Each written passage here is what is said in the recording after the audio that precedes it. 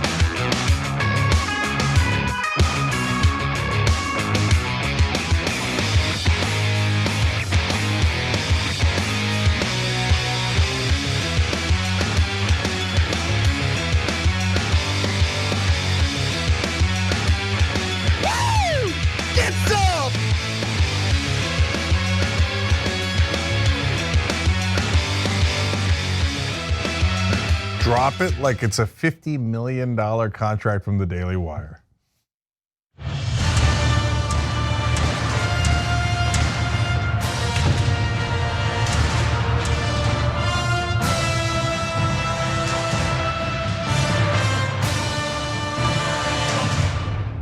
All right, power panel, Cenk, Uygur, John Iadarola, Michael Shure with you guys. Epic Politics Man 1 and Epic Politics Man 2. Okay, 2.0 and 1.0 are both How's here. it going, number 2? Oh, it's going well, Robin. It's going well. Oh, I don't like that at all. The barbs are already flying here. What is this? Shapiro versus Crowder? Keep it cool, everybody. Yeah, I don't mind the sidekick thing, but you are not going to put me in the DC, okay? Michael has no idea what you're saying. And now, by the way. Yeah. DC Comics, Michael, DC Comics. Okay, so guys, we have a hell of a show for you guys. Number one, a little bit later, of course, Ben Shapiro versus Steven Crowder, part 2. You're gonna love it. Okay, the gloves are off. I enjoy it when the gloves are off. So that's later in the program. And then, of course, tons of conspiracies on tonight's show. And when if we were a right-wing show, that would mean, guys, you won't believe the things we're gonna make up later tonight. And the right wing, right? No, we mean debunking insane right-wing conspiracies. Although there's a little bit of truth sprinkled in there. You gotta watch the show. Yeah. All right, John, take it away. Are gas stoves turning your kids into cats? Okay, we don't know. Find out. We don't know. Probably. Okay. Anyway. Okay, let's get into some real news, though, starting with this. She claims to be independent. That's not the case. The case is that she can't win a primary against me, and this is her only option. And more importantly, she really has just abandoned the values of Arizona. And her being independent has nothing to do with the values of Arizona. It just means that she has an easier time to run, and she could go and talk to her friends in Wall Street and the pharma companies. It is looking like very soon we're going to be in the middle of a showdown to determine the fate of that Senate seat in Arizona. You saw in that video back last month, Congressman Rueben Gallego attacking Krysten Sinema after she fled the Democratic Party so that she wouldn't have to run in a primary against him or whoever and probably go down in flames. And it is looking like we're about to have a campaign because according to sources inside of Rueben Gallego's office, he is planning to announce his challenge against Senator Sinema on this coming Monday. And according to this source, he's already got some people on board for the challenge, including members of John Fetterman's campaign, top strategist Rebecca Katz, Chuck Rocha, who's been on the network many, many times, architect of Bernie Sanders' effort to reach Latino voters back in the 2020 campaign. And so he's prepping for that. Meanwhile, she's busy too. She went to Davos and just cavorted around with some rich people. Wasn't it nice? She talked about the deeply broken two-party system here, which now she's not a part of. She's independent of it, so don't blame her for any of this stuff. She called Kevin McCarthy a dear friend as he was busy throwing multiple Democrats off of their committees and putting Marjorie Greene in charge of Homeland Security. So that was cool. She'd high-five Joe Manchin over their continued support for the filibuster. So a lot of fun stuff, but she's about to have a challenger. If she does run again, what do you make of that? Yeah, okay, so a couple things here. First, Gallego is set to win this thing entirely, and in almost any scenario, as we're gonna lay out it here in a second. Second of all, she's an independent. Now, of course, you need a Democratic candidate. Now, her strategy was, well, I'll bully the Democrats. I'll do a Trump-like threat. If you run a Democrat and I run as an independent, you'll have no chance of winning. Republicans will win, and maybe it's somebody like Carrie Lake, and she'll become a senator. I'm going to hold the entire party hostage, as again, as Trump did on the right. Okay. The problem for her is the latest polling. We're going to show you in a second that shows that strategy is not going to work. Okay. Then that leads you to another question, which is Gallego a good guy or a bad guy? Because and of course it's not that binary, right? But is he generally progressive or is he more on the corporate side? Well, Gallego historically has been more progressive. At the same time, Krysten Sinema came in as progressive, and it turns out she was a complete and utter liar. So with these politicians, I tread very lightly in terms of what they actually mean. But good news on that end. Those two names that John just read you are diehard progressive consultants, Rebecca Katz, Chuck Rocha. And they worked on Fetterman. Chuck Rocha worked famously on Bernie Sanders campaigns, and they are in fact progressive, okay? So that is a very good sign for who Gallego is. Now, before we go to Michael, let me just lay out the numbers for you guys. Part of the reason that Sinema stopped being a Democrat is because she saw the same polling that Gallego put out there and showed to everybody, which is that in a Democratic primary, Gallego would have beat her 74-16. Damn. No. Bye, Felicia. This is not West Virginia, and Sinema is now despised by Democrats in Arizona. And by the way, partly because mainly because of all the things that you've seen, she blocked the entire Democratic agenda, et cetera. But also because they know more personally what a liar she is. She came in as very progressive. That's the senator they voted for, and she lied about all of her positions. She's one of the most brazenly corrupt politicians we've ever had. But here, this is very important. Now let's go to graphic 2. About the polling, what happens if Sinema is in the race? Sorry, graphic 3. But his allies point to a public policy poll on behalf of Gallego in December that shows Sinema floundering with 13% support in a 3-way general election race, while Gallego and Carrie Lake, a possible Republican opponent, were essentially tied 41% to 40% in a 2-way matchup. Should Sinema not run for re-election, as some Democrats hope, Gallego had 48% support and Lake was at 47%. Basically, Gallego and Lake are tied in any 3-way scenario and in a 2-way scenario. What does that tell you about Sinema? That 13% she has, first of all, sucks, but could cost the Democrat an election. 13% is a big number, but as it turns out, congratulations, Krysten Sinema. You actually are bipartisan because your 13% is coming half from Democrats and half from Republicans, thereby making it ironically irrelevant. Michael.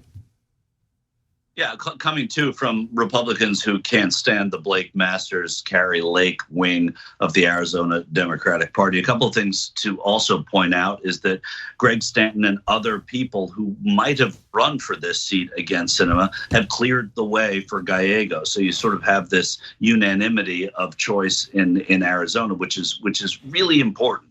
The other part of this that Krysten Sinema can talk about all she wants about how she has bipartisan support, but we all know that the money coming from the party is so important in these races, and the money is not going to be going to Sinema in this race, and it's going to be going to Gallego. Gallego, it seems more of a genuine article. You know, Cenk, you talked about how we thought that Sinema was going to be this progressive lion in the Senate. I don't know that we really knew what we were dealing with Sinema. We knew that she was a quirky person, and the quirk turned out to be that she was going to stand in the way of everything Democrats wanted to do, especially in progressive ways. That's not going to be the case with Gallego. I think that he does present present as more of a genuine article. He also has the military background. He has the parts of Arizona that Sinema is losing. He has those locked up. I think it's important that we see exactly what you're talking about, which is that people are going to both sides here, but it's not really going to matter because all the Democratic money and all the Democratic support is going to be going to Sinema. There are a lot of Democrats who are not comfortable voting for her, don't like what she did. Those are the people that are going to Gallego. And there are a lot of Republicans who think that their party has gone too far to the right. Those votes are going to come away from Kari Lake or Blake Masters should they be the nominee. Last dynamic that we have to think about is Kari Lake has hitched her tail to Donald Trump from the beginning. If Ron DeSantis is on the ballot as the presidential candidate for the Republicans in 2024 or someone who isn't Donald Trump, Kari Lake's stock is going to plummet in Arizona. Well, it's also possible that if it is Donald Trump and if he is choosing for her to be the VP, then that could influence this race as well. She definitely wants to be that VP candidate, but she's going to have to get past Marjorie Greene first. We also have to project. You're right, but there's also the Blake Masters aspect there, who lost the Senate seat there. That's going to come into play. So Kari Lake and Blake Masters, hard to draw other than personality-wise. Great distinction between the two of them on paper. Yeah, 100%. And 2 years in the future, Kari Lake will have spent 2 more years talking about how the election was rigged, and that could help or hurt her. Blake Masters could have been training between now and then, using all this billionaire money to raise his name recognition, taking acting classes to pretend that while he's, on the debate stage, he's not thinking about removing someone's skin. I mean, there's a lot of things that could influence the race going forward. Do we think, though, that if Sinema, it's one thing to make the threat to try to force a Democratic opponent out and have the Democratic Party realize that I guess our only chance is to support her even though she's a third party candidate. But if she's going to get such a small percentage of the vote, that doesn't help her politically. Does she still do it anyway? Does she do it because it still serves the interests of her donors to raise the chance that a Republican will end up coming out of this thing as the winner?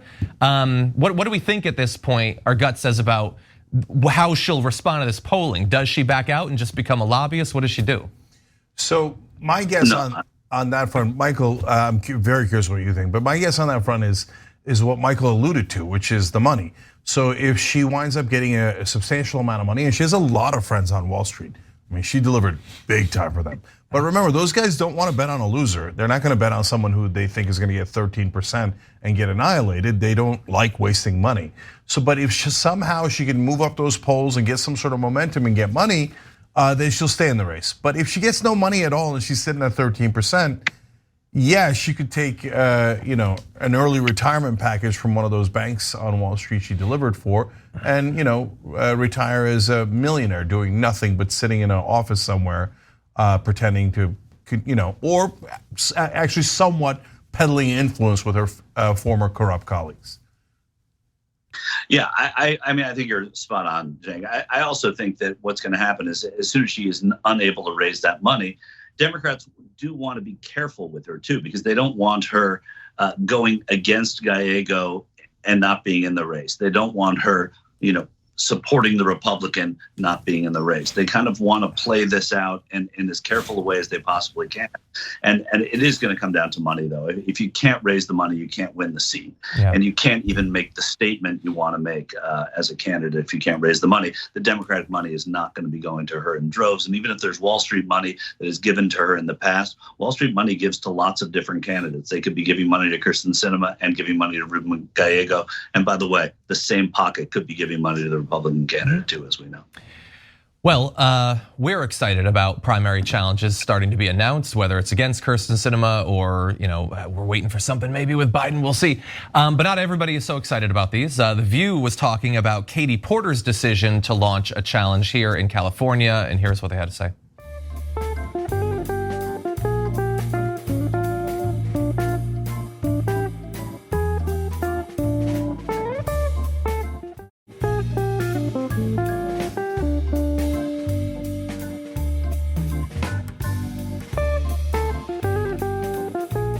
I was surprised though, because I think what we saw when we saw the Democrats during that House chaotic moment when they were trying to pick speakers was this unity. Yeah. And I think that unity came from the fact that Hakeem Jeffries waited his turn and waited for Nancy Pelosi to sort of bless him and say, yes, I'm gonna step down. You may step up. And I think she kind of earned that right.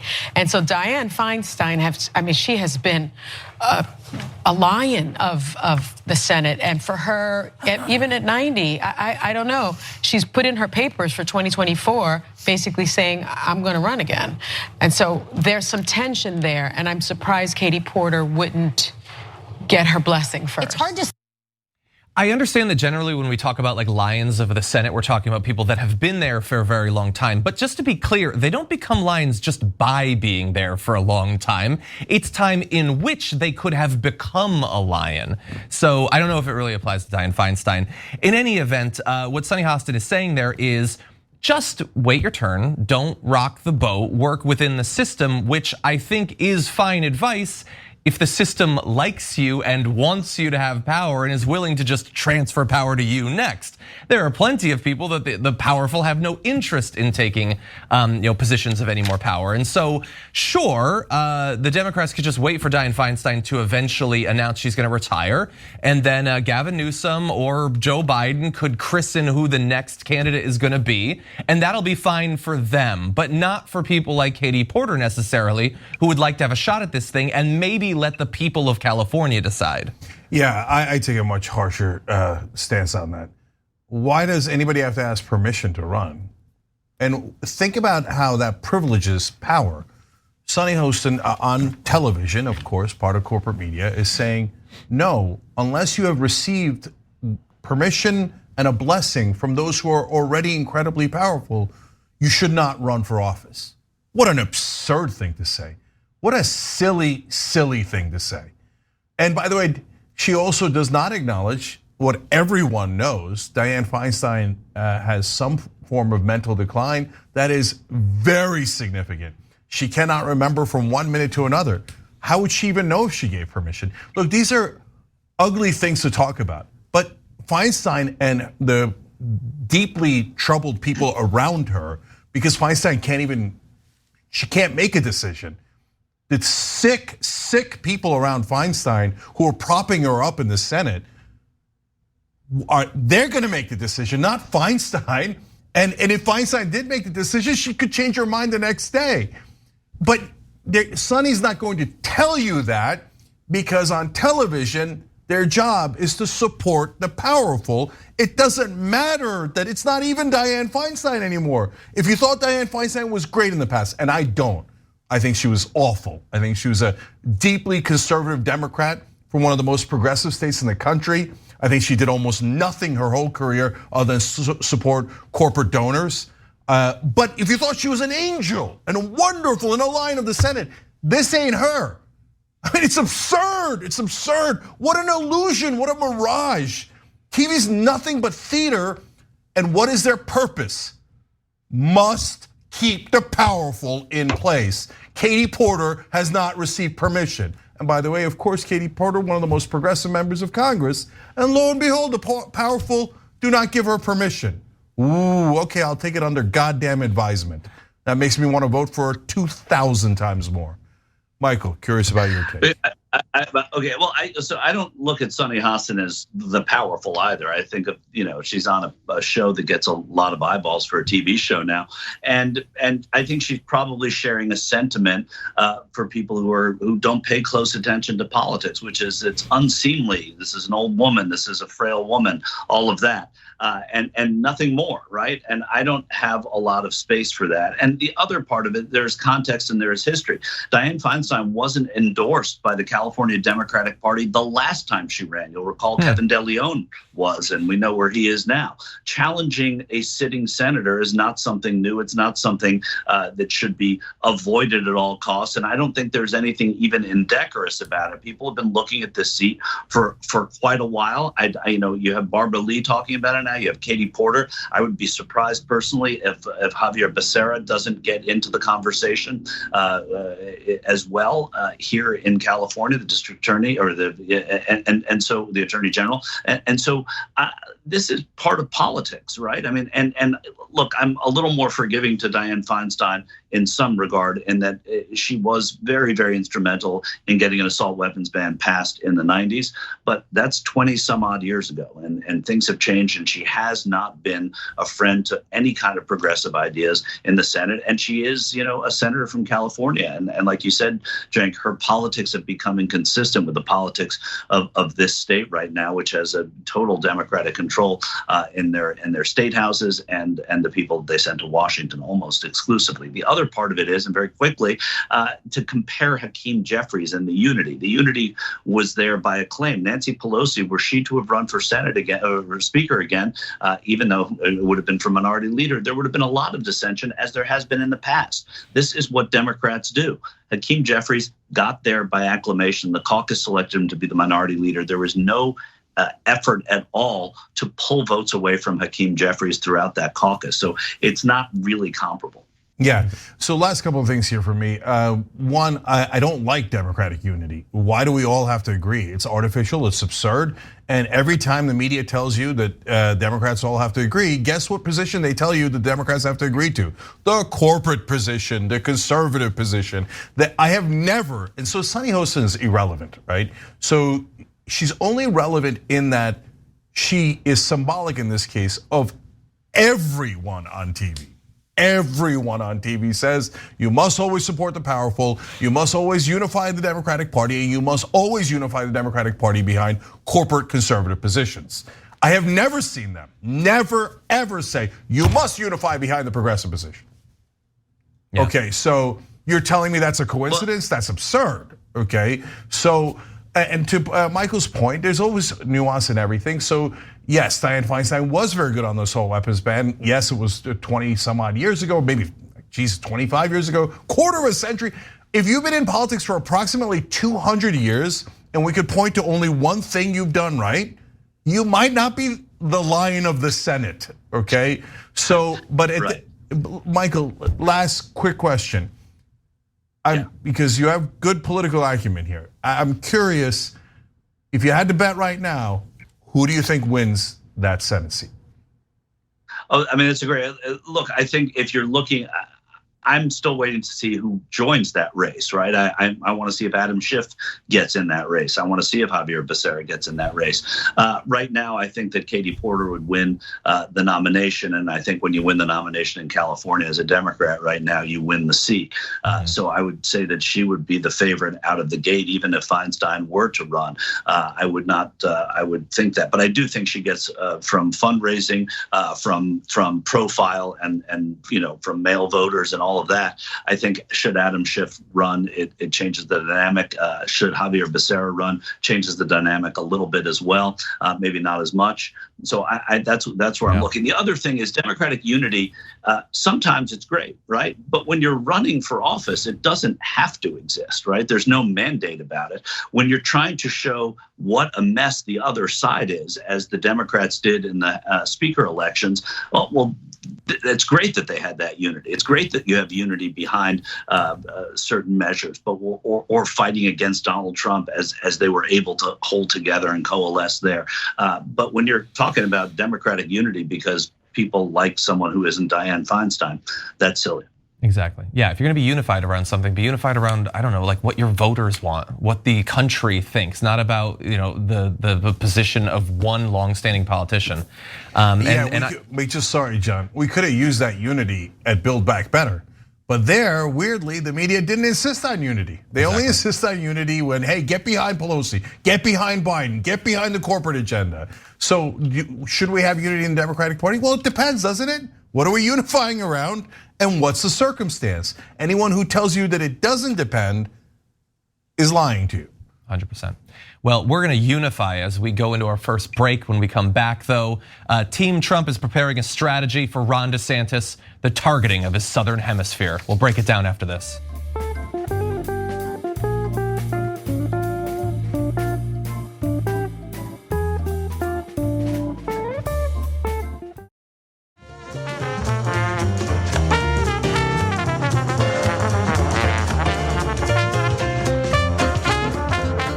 All right, back on TYT. Cenk, John, and Michael with you guys. We've got a lot more stories, so John, take it away. We do. Let's have some fun. 2 years out from the presidential election, Donald Trump's team of advisors is trying to figure out how exactly they're gonna beat Ron DeSantis. And if you're wondering what overall strategy, what the tenor of the strategy is gonna be, are they gonna go hard? Are they gonna be diplomatic? Keep it based on policy? Well, they have a fun little way to describe the strategy. This is where Trump kicks him in the nuts. So if you're wondering if it's gonna be a fun campaign, from our point of view, yes. Perhaps not from Ron DeSantis' point of view, but I think we're gonna enjoy it. Anyway, they have a few different strategies as to how they're gonna target the governor of Florida. Donald Trump is apparently getting personally involved in this. He's apparently taken part in discussions asking, what do we have on Ron? Which is a weird thing to ask a couple of months after you tweet cryptically that you have something on him and his wife. You've apparently got nothing if you're still asking, but they have found a few things. Some of them are actually based on policy. So one is, in a Republican primary, only Donald Trump could effectively go after Ron DeSantis for wanting to cut Social Security. Trump has a track record of saying the right things in this issue, both when it comes to a general election and also Republican voters in a primary.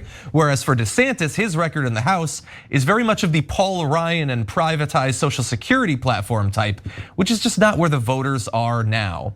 So imagine it. You got Donald Trump, Ron DeSantis on the debate stage, and it's just an hour-long debate about the theory and strategy going forward for Social Security.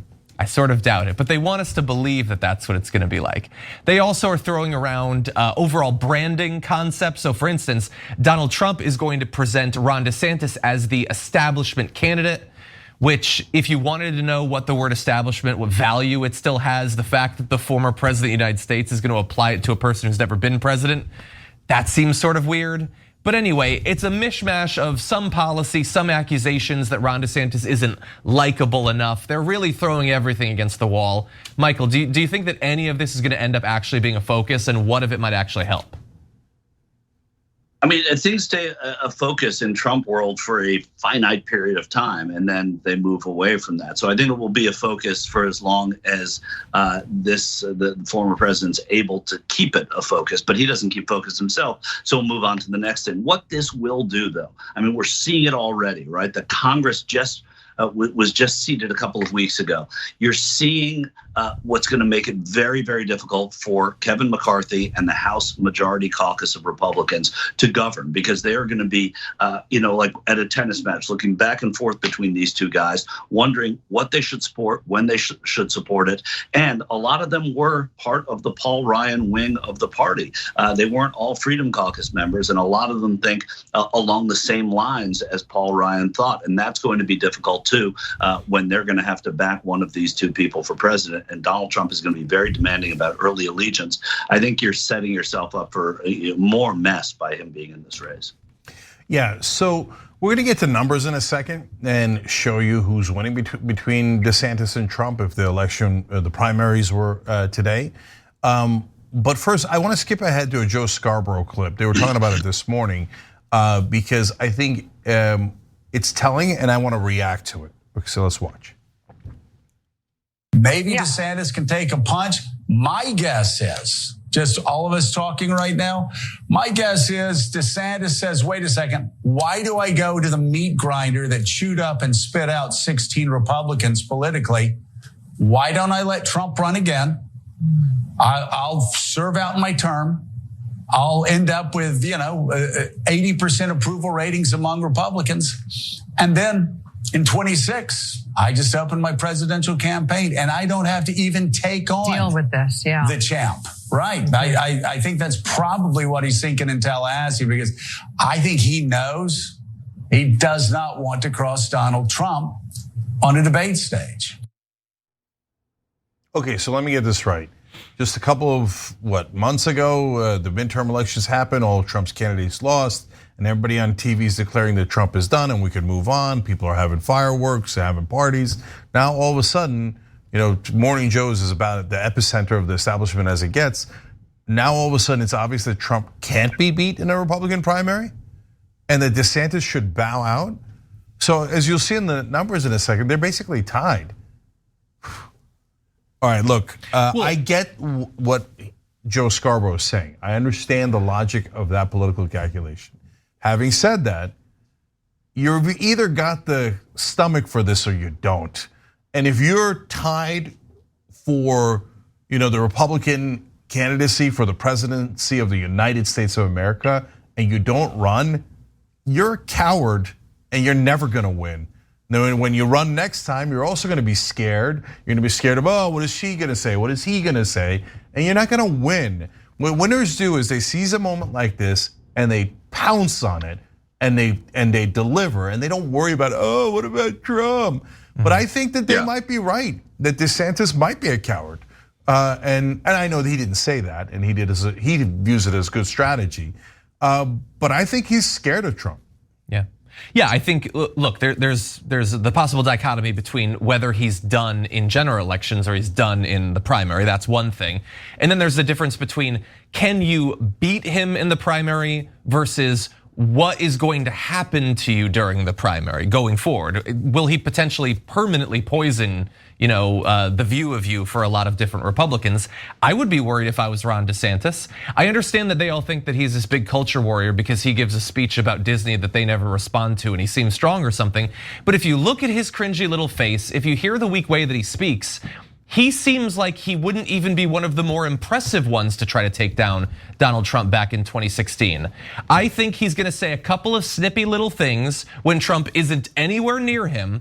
And if they ever share a stage together, I think he is going to get absolutely mauled. That does not mean that he couldn't beat him anyway. Maybe if he spends the rest of his time on the stump attacking vulnerable groups that the Republican Party wants to see driven into the shadows, maybe he could maintain his reputation in that way. But stepping out for someone who I do think is probably a coward isn't the worst strategy, but you do have to also gamble that just because Donald Trump looks like he's on his almost literal last legs, and everybody's counting out that he couldn't, even if he's on life support in 4 years, that he couldn't run again. Donald Trump seems to be the sort of person that is never gonna let someone else take the spotlight. And so even if there's almost nothing left of him in 4 years, he might still try to get Republican crowds to cheer for him. So I think that there's a bit of a risk regardless. But as you said, we do have some numbers. So really, let me tee those up and then we can discuss some more. Donald Trump is having some trouble, not only with the fact that the red wave didn't work out for him, but the recent polling is not looking great either for this primary. He does have a slim lead amongst a group of 8 different candidates in a Yahoo News YouGov poll. He's at 37%, but Ron DeSantis is at 36%. And then there's a lot of other Republicans that the voters deeply love and respect, like Mike Pence at 5%, Nikki Haley at 1%, Glenn Youngkin at 0%. Chris Christie's at 3%. Good news for Chris Christie. He's barely beating Liz Cheney at that point.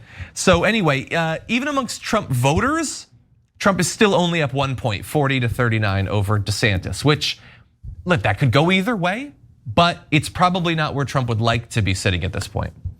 No, it's not where the standard bearer of the party should be sitting at this point, especially in a poll that is based entirely on name recognition. Polls at this stage of any election are based on name recognition. DeSantis's name has been up more than the others. Of course, people know Mike Pence because he was the vice president. A lot of those other names aren't names that people have any connection with. That's why Chris Christie's at 3%. There's no chance that Chris Christie would get 3% of the vote in a primary now. So I do think that there's a lot, you have to take these with a grain of salt. The other side of this too is that it's great broadcasting strategy as well for Scarborough, right? He can, if DeSantis decides not to run in 6 months, he can look back and say, I called it in January. There's no harm in doing that. And if DeSantis does run, no one's going to remember what Scarborough, proffered in January. But I do think that there's something to the moment, and I think both of you mentioned it. I think whether coward or not, however you want to qualify Ron DeSantis, I do think this is his moment. I think this is the time when he has the best chance to win the presidency. He's just come off a big win in the governor's race there. He is, whether people like it around the country or not, has to be considered a popular governor because he did win so, in such a big way in such a big important state. I don't think things are going to get better for Ron DeSantis in terms of being a candidate. Now they could get worse because he could run and be all the things that we predict he might be, and that Trump predicts he might be. But I don't think, in terms of getting in the race, this I think is his window. So I want to ask you guys both real quick. Do we think that Trump still has that magic that back in 2016, he just kept punching them in the face and they were standard politicians. They didn't know how to react, so they just sat there and bled all night, right? So is that what's gonna happen this time again? Or does a single Republican candidate have any kind of testicular fortitude? And so now Pompeo took a shot at him the other day, which is surprising, right? Given that Pompeo was a Secretary of State. And so it's possible, by the way, that if DeSantis doesn't run, that someone else wins. And then where's DeSantis then if another Republican candidate beats Donald Trump? Then his career is totally over, isn't it? Yeah, could be some other lion of the Senate, like Ted Cruz, maybe. Not really. People run, especially governors, run for Bill Clinton, Ronald Reagan. People run for president and don't do well the first time around. And so I think that you have to look at there's other governors that I'm not thinking of right now. Michael, hold on. No, what I mean, I don't mean if DeSantis runs and loses. That happens all the time. You're right, and then they come back and win the second time. Sometimes they do, sometimes they don't. No, I mean if DeSantis doesn't run and another Republican beats Trump. Right. Then DeSantis is toast. Yeah. Right, and it's not just testicular. I mean, you have Kristi Noem and you have Nikki Haley and you have other Republican women who I think will vie for that same spot. But no, then you're right. I mean, then the window will have closed. That's why I say this is his window. This is his moment where he has to do it or not do it if he's going to. I mean, he can be proven wrong, but I sort of feel like this is when the sun is shining brightest on Ron DeSantis in terms of the possibility that he runs. And to answer your question, Cenk, does he have the magic? He still maintains some of the magic over the people that found him to be a magician. He's still the only person who could go around the country this past year and get several thousand people into a hall when he wasn't even on the ballot, just to hear him speak and just to have candidates come out and speak well of him. So there is that, and that doesn't go away. I don't know that he's going to have the same pull over the moderate Republicans. I think we're going to talk a little bit later over Christian Republicans about that. So I think that a lot of the core constituencies that came to Trump after the primaries last time that weren't with him in the primaries, I don't think they're going to stay with him in a general election this time. Yeah. I honestly think that the one advantage that he has is that there is nothing he won't say, no matter how untrue, no matter how deranged. And I think that is always going to be a powerful weapon. But I'm actually going to let our next story demonstrate that. We're going to take a short break and then we're going to come back with some insane thing he's calling for.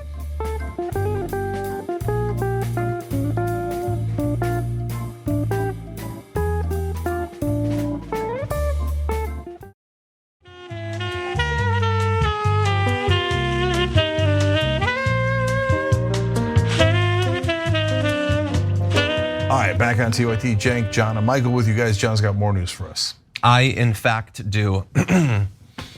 One advantage that Donald Trump is probably always going to have over other Republicans is that he will give the base what they want, even if calling for it makes him seem authoritarian, insane, fundamentally dangerous, and I have an example for it. So, ever since the Dobbs decision was leaked, there's been an investigation ongoing to find out who exactly it was that leaked it, and they have been investigating that and talking to people, although apparently so far not talking to the actual justices because they couldn't possibly have been involved. But in any event, as of right now, we don't know who it is. The investigation wasn't able to find it, and that is not enough for Donald Trump. And so here is what he took to Truth Social to bleat. They'll never find out, and it's important that they do. So go to the reporter and ask him or her who it was. If not given the answer, put whoever in jail until the answer is given. You might add the editor and publisher to the list. Stop playing games. This leaking cannot be allowed to happen. It won't take long before the name of this slime is revealed. So, someone gave the information to a journalist who made the mistake of believing that they existed in a democratic country with a Bill of Rights that protects their ability to be a journalist. And so they should be locked up, and their editor should be locked up, and the publisher of their outlet should be locked up. And he cares so much about this that he has no idea who it was that even reported on it. He doesn't know if it's a man, if it's a woman, where they work. He has no idea, but he does think that a lot of people should be locked up.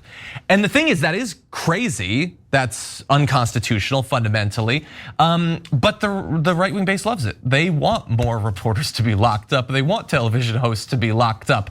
And so this is the sort of thing where he can just go to this well every single day and say fundamentally insane things that they're gonna eat up. But that said, we don't know who it is that actually leaked it. I don't think they're gonna be arrested anytime soon. Cenk, what do you think? There's two separate issues here. One's the leak, one's Trump. So let me do Trump first. But it really isn't about Trump. It's about the right-wing voters. Because look, guys, if you watch Young Turks, you know I've got massive problems with the mainstream media. And then there's a general fact that I think that they support the corporate status quo, et cetera. I've talked about it a billion times. But then there's a personal element to it too. For example, Jennifer Medina at the New York Times wrote wildly untrue things about me when I was running for Congress. It was despicable. She called me anti-Muslim and didn't mention that I grew up Muslim. Okay, it seems like that might be relevant, right? That my entire family is Muslim might be slightly relevant. So, and then they had to do a correction on one thing that they flat out lied about about an interview that I did. I can go on and on. Do I think Jennifer Medina should be arrested? No, of course not. That's ridiculous. Even though I believe her and her editor chose to brazenly lie about me to try to assassinate my character. I think it's a terrible thing to do. I think she's a terrible reporter. I think that editor should definitely be fired. They didn't bother to do a single fact check. They wrote the most preposterous things anybody's ever seen. But put them in jail? Are you insane? No, of course you're not gonna put them in jail, no matter how terrible they were to me or anyone else. Maybe you call for them to get fired because they're not doing a good job of giving you accurate news, but certainly not jail. Because we live in America, a free country, right? Where there's freedom of the press. But everybody knows that. But do they? Because Trump can say that, so can a sweaty toothed madman in the middle of the woods, right?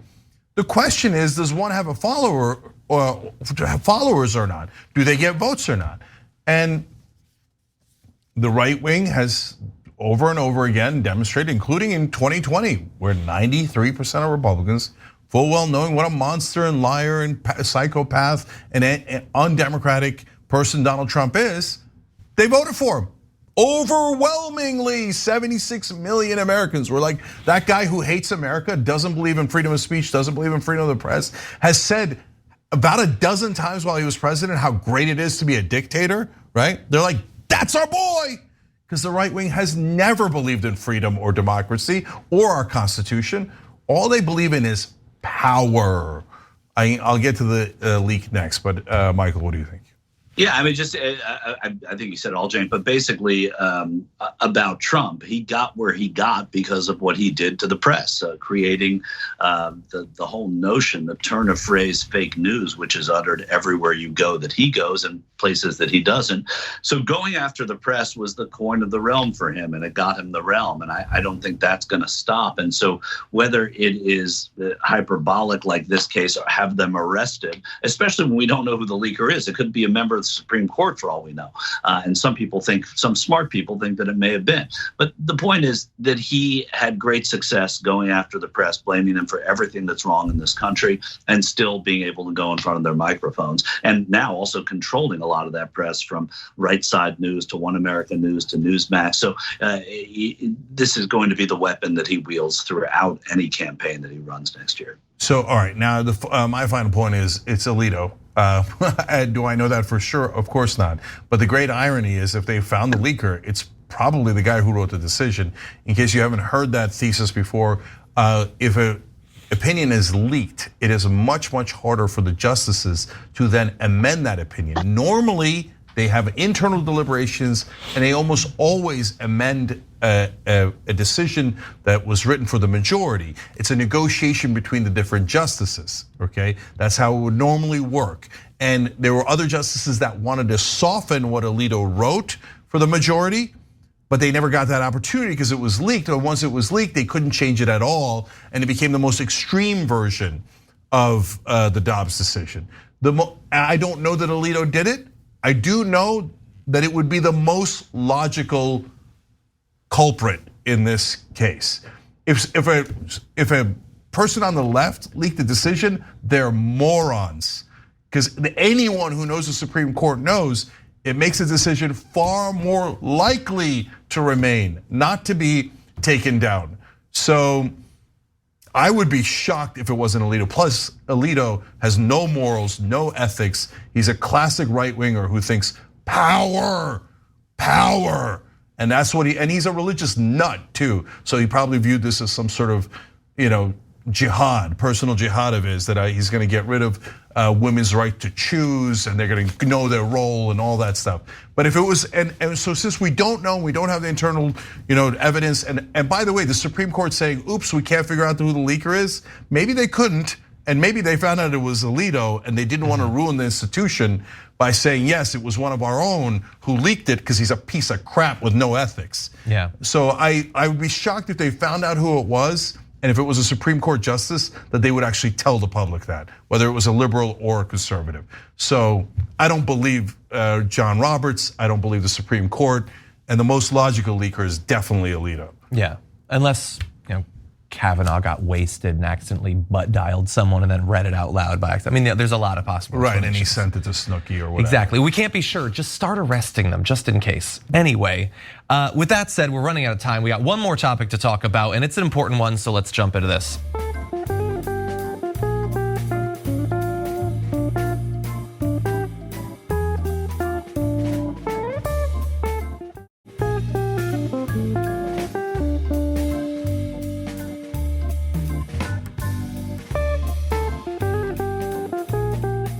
There's basically never been enough attention in America on the bribes that millionaires and billionaires give to politicians to get whatever it is that they want in politics. But coming soon, it may even get worse if one billionaire gets his way. So we're gonna discuss Kelsey Warren, and I wanna give credit to one particular really chill guy who wrote about this story recently, Jordan Ewell. So here's the issue. There's a lawsuit brought by Texas oil and gas billionaire Kelsey Warren that accuses former Democratic gubernatorial candidate Beto O'Rourke of defamation for slamming Warren's $1 million donation to Texas Governor Greg Abbott back in 2021. So, because he attacked the fact that one billionaire gave $1 million to one candidate, that's a problem legally, he would like you to believe. So what did Beto do? Well, here's an example of the sort of communications that are at issue here. He sent this tweet saying, Abbott's big donors got billions while families froze. Abbott got millions in campaign checks. What'd we get? The Abbott tax. And I detect no errors in his point. The big donors did make tons of money and were free of necessary regulations that definitely could have saved lives and still could going forward. And in return, he got tons of money, including individual checks for $1 million. But anyway, they have a problem with that. And in particular, it's not just a legal thing. Okay, we can be somewhat heartless as lefties sometimes. We should think about the feelings of billionaires. Warren's lawyers have asserted that the natural gas tycoon experienced mental anguish from the comments, ads, and social media posts in which O'Rourke suggested the money was a reward for Abbott going easy on Warren's pipeline company, Energy Transfer Partners, before and after a deadly storm that shut down power to more than 4 million people. I don't know whether he experienced mental anguish or not. I find it hard to believe because that would imply that he was capable of human emotion and someone who is going to so manipulate the system that you would result in an energy infrastructure that leaves people to needlessly die every single year. I have to assume you don't experience emotions the way most people do. Sorry if I'm giving you any mental anguish, Kelsey Warren. In any event, they had another argument. It isn't just that he created anguish with those attacks, but also it's not fair. You can't attack him. He's a private citizen. He's not a public figure, despite the fact that he is a billionaire who has direct, regular access to the governor and gets to craft legislation to suit his interests. Nope, it's not good enough. His lawyer, Dean Pamphilus, says, what they're asking you to do here is conclude that $1 million or any campaign contribution makes you a public figure, opens you up to attack that you can't defend against unless you prove actual malice. And there is no precedent for that whatsoever.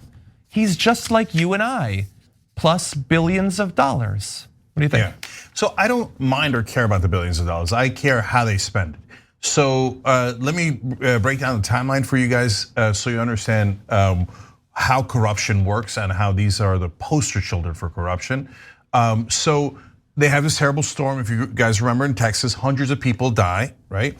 Now there's giant clamor among the citizens of Texas, including the Republicans, to say, hey, maybe we shouldn't die in a storm like this. Maybe you should have weatherized the energy grid and the different sources of the energy that we get. And we shouldn't have A, died, and B, by the way, the gas companies wound up using that to charge so much more. Now, interestingly enough, in Texas, actually the oil companies can be regulated and their prices can be capped. But the gas companies cannot be capped. Why? Because Greg Abbott put in a loophole.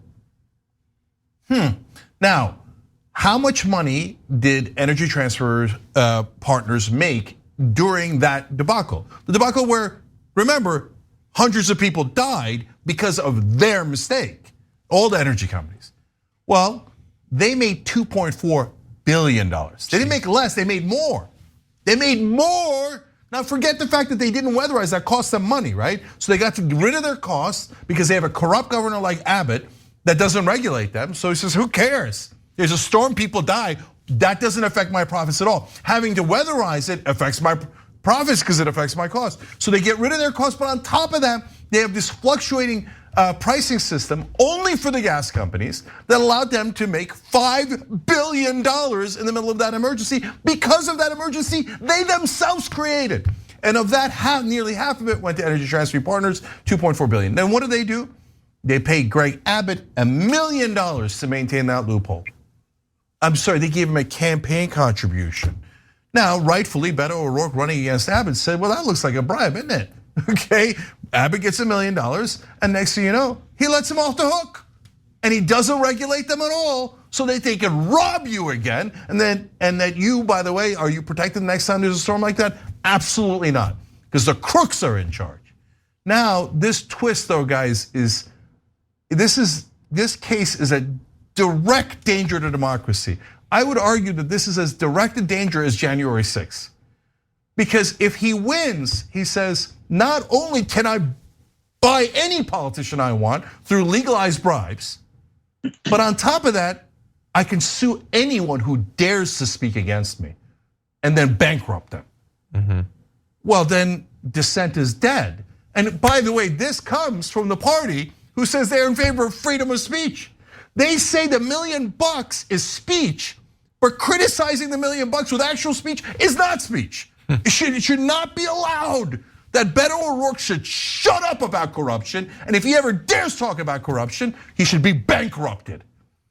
If he wins, no one will ever speak of corruption. People barely spoke about corruption in the first place. Beto makes one goddamn comment, not nearly enough in my opinion, and now they're trying to bankrupt him. This is the oligarchs crushing our democracy right in front of our eyes. He cannot win. If he wins, we're gonna need a literal revolution in this country. I'm not talking about physical or violent, we're not right wing, but we need a revolution because otherwise, anyone who actually speaks is going to be crushed by lawsuits and bankrupted and ruined. And the only thing that will speak is money, gobs of money. That is corruption 101. It doesn't get any more corrupt than that, Michael. Except for the playing field. That's what's so corrupt. The fact is that you can give unlimited amounts of personal money to a state election in Texas that is non-judicial. Judicial is capped, so too are federal elections, Congress and Senate. But any amount of money can be given to a candidate in the state of Texas who is running statewide. That's what you had in play here. If you're Kelsey Warren, you're a moron not to spend $1 million on a governor's race when you're going to make $500 million from what that governor does not do. This was great journalism. The other part of this story that is I think important, it's not about winning or losing. This case has to be thrown out. It shouldn't even make it. It shouldn't even see the light of day in a courtroom. So it would be a loss if the case even makes it to court. They have to throw this case out of court and not hear it. I've got to add one last thing to what Michael's saying. What he's saying is so important because if this becomes a 50-50 issue, it's going to have a chilling effect. Yeah. Then all the other candidates are going to say, well, I mean, if I say something that's true, I might lose my house. I might lose everything that I have because one of these billionaires can just sue me out of existence. So then they'll all clam up and they'll never talk about the corruption. Even if the guy doesn't win, if it becomes a 50-50 maybe proposition. No, the courts, I don't know if the courts have anything that's left anymore of principle and decency. I mean, the Supreme Court is the one that opened up the door to legalizing bribery in the first place through Buckley v. Vallejo, Bellotti, and Citizens United. But if there's any decency, if they care about America at all, if they're not all incredible liars, they should throw this out immediately. It is a direct threat to our democracy. I can't overstate it. And the nerve of somebody like Kelsey Warren saying, I know the Supreme Court legalized it, but is it a bribe when you give a politician $1 million? Everyone knows. And if you're a Republican out there, you know. You think if somebody gives Nancy Pelosi $1 million, it isn't a bribe? Of course it's a bribe. You think if they give it to Greg Abbott, all of a sudden magically it's not a bribe? Of course it's a bribe. To say I can give any goddamn bribe I like, I can buy any goddamn politician I like, but you are never allowed to criticize me, and if you do, I'll bankrupt you. Kelsey Warren, understand, that's who you are. You're the one, along with your buddies, just absolutely destroying this country with your deep-seated corruption, your endless bribery. You're a terrible person, terrible. Okay, are you happy now? Or are you gonna try to shut me up? And you're gonna spend a lot of money and say, no one's allowed to criticize the oligarchs, right, Kelsey Warren? That's who you are. That's who you are. You're a monster trying to destroy our democracy. We should never allow this. This is not what America is. Kelsey Warren, Greg Abbott, who took the bribe, are the most un-American people in the whole country. They hate this country. They want it to be them and only them that's in power. No deal, no deal. We'll fight you to the very, very end. We're not like you monsters. We never make it physical, we never make it violent. We're talking about speech, the most American thing in the world. We will fight you rhetorically and politically. And we're not gonna surrender, okay? This is sick stuff. The courts should throw him out. And by the way, everyone should shame Kelsey Warren. If you know Kelsey Warren, you should say, you're the one trying to destroy our democracy. You're the one bribing politicians, and you didn't protect the people of Texas. Why? For money. You're already a billionaire. What more money do you need, you sick son of a bitch? What more money do you need? Leave our democracy alone. I can't stand the corruption. Young Turks.